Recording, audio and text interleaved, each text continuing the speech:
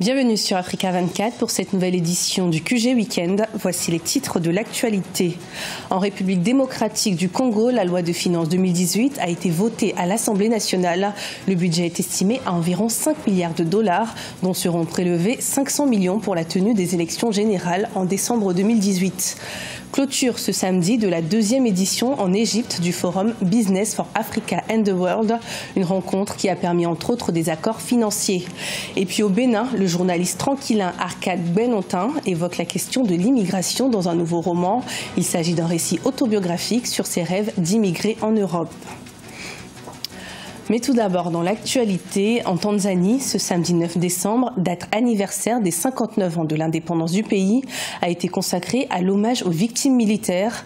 Le pays est en effet en deuil après l'attaque ce 7 décembre dans la ville de Beni, située dans l'est de la RDC, qui a emporté la vie de 15 soldats tanzaniens, membres de la mission des Nations Unies en République démocratique du Congo. Une attaque où 5 soldats congolais ont également perdu la vie et une cinquantaine de soldats onusiens ont été blessés.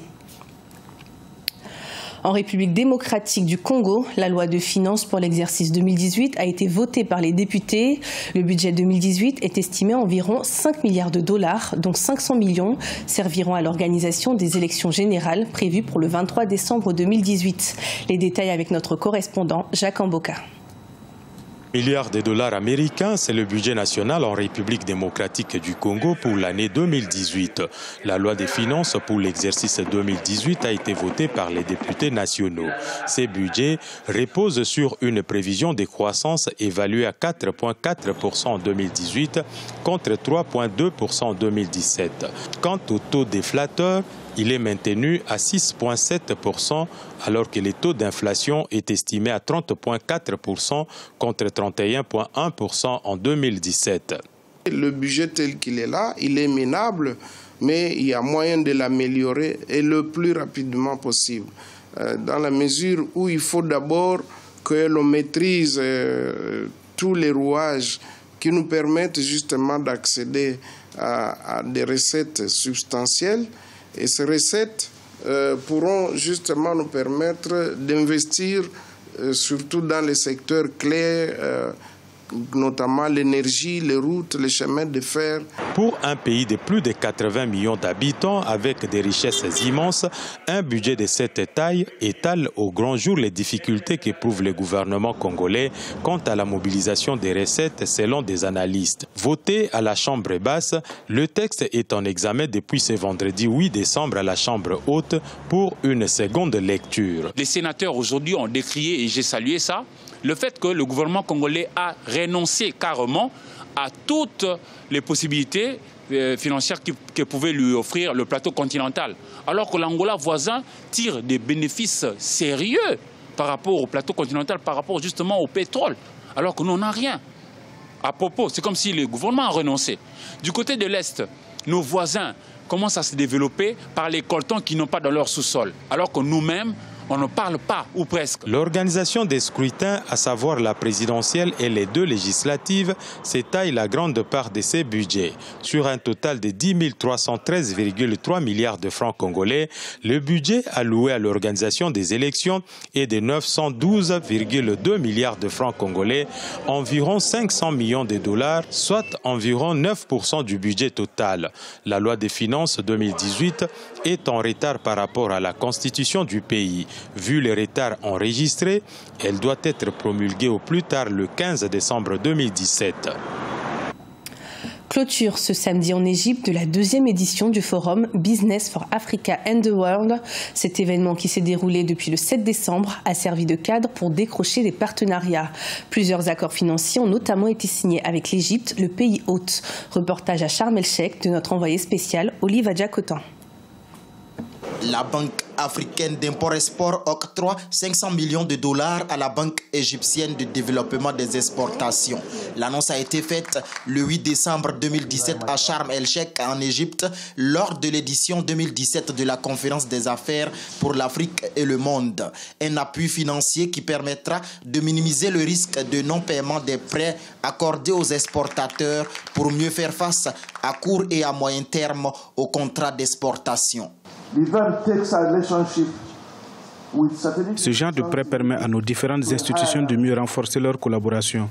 Cela démontre également le franc soutien d'Afreximbank à l'économie égyptienne et de la confiance des autorités en cette banque car depuis 1993, Afreximbank soutient beaucoup l'Égypte, surtout les petites et moyennes entreprises. Créée en 1985 pour redresser la balance de paiement du pays des pharaons, la Banque de développement des exportations d'Égypte possède en 2017 une quinzaine de succursales.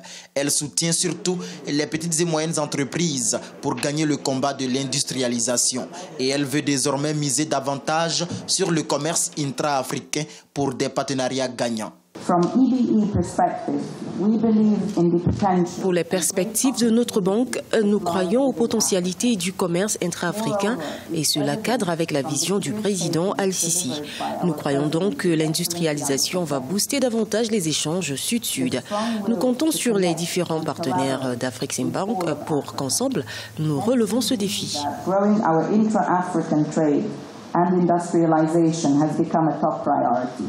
En rappel, l'Égypte a également bénéficié ce 8 décembre 2017 d'un prêt de 1,15 milliard de dollars de la Banque mondiale.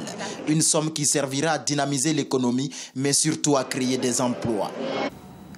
En Côte d'Ivoire, le Fonds monétaire international a annoncé un prêt de 136,5 millions de dollars dans le cadre de 2 accords visant à faciliter les modalités de crédit dans le pays. L'institution internationale a également profité de l'occasion pour féliciter le pays du retour de la stabilité après la forte période de tension sociale. Ce nouveau prêt porte à environ 371,3 millions de dollars, la somme totale que le FMI a attribuée à la Côte d'Ivoire. Au Mali, le Forum international des investissements qui s'est déroulé le 7 et le 8 décembre a réuni 400 participants venus de 28 pays. L'événement visait à mettre en avant les atouts dans les secteurs de l'agriculture, de l'élevage ou encore de l'agrobusiness et ainsi inciter les investisseurs à s'intéresser au pays. Reportage de notre correspondant Mokhtar Bari, commenté par Solange Dubois. Longtemps considéré comme pays à risque, le Mali veut inciter les investisseurs à miser sur ses potentialités économiques. C'était l'objectif du Forum international des investisseurs au Mali, Investin Mali. Ce sont 400 participants opérateurs économiques, investisseurs et porteurs de projets venus de 28 pays qui se sont rencontrés à Bamako du 7 au 8 décembre. À travers différentes conférences et panels, cet événement a fédéré les acteurs locaux, régionaux, panafricains et internationaux désireux d'être des acteurs privilégiés d'une économie malienne en plein renouveau. Ce que je retiens d'abord, c'est que les investisseurs du Mali et du reste du monde ont fait confiance au Mali en venant massivement assister à cette première édition du Forum Investin Mali. Plus de 180 investisseurs étrangers venus de 28 pays et plus de 400 investisseurs maliens étaient sur place tout à l'heure. L'environnement économique du Mali, défis, opportunités, le Mali, hub agricole d'Afrique de l'Ouest, sécurité juridique des investisseurs au Mali sont, entre autres, les thèmes qui ont été abordés lors des discussions. Des rencontres B2B entre porteurs de projets et investisseurs. Je dois souligner que ma structure NABC travaille sur un programme de renforcement du développement du secteur privé depuis près de 4 ans avec le Mali. Aujourd'hui, notre stratégie de B2B à notre niveau, c'est vraiment faire des levées de fonds pour la croissance parce qu'on a déjà fait des premières levées de fonds pour mettre en place l'unité de production, commencer notre activité. En termes de B2B, c'est vraiment faire face à la croissance, renforcer nos unités de production et répondre aussi à des besoins de formation pour le capital humain.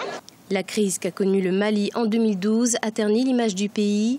Les autorités maliennes tentent de relever un grand défi, celui d'attirer les investisseurs sur les rives du fleuve Niger.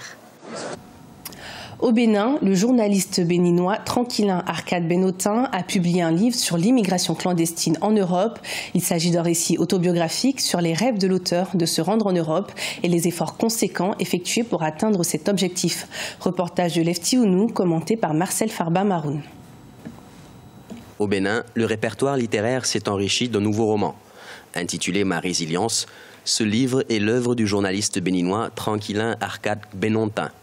Ma résilience est un roman autobiographique de 168 pages, subdivisé en 24 chapitres et paru aux éditions Savane en décembre 2017. L'auteur livre au public une histoire selon lui vraie, sa propre vie parsemée de rêves, de difficultés et de blessures. C'est une autobiographie. J'ai raconté dans ce livre une partie de ma vie, une partie de mon expérience. Et j'ai été très sincère dans la rédaction de ce livre. L'histoire racontée est sans fioriture, est sans apport secondaire. La fiction n'hésite pratiquement pas dans ce livre. Selon Arcade Tranquillingue-Benontin, ma résilience est un témoignage, un appel à la combativité. C'est un roman en réalité qui parle de la situation en Afrique et dans les pays en voie de développement.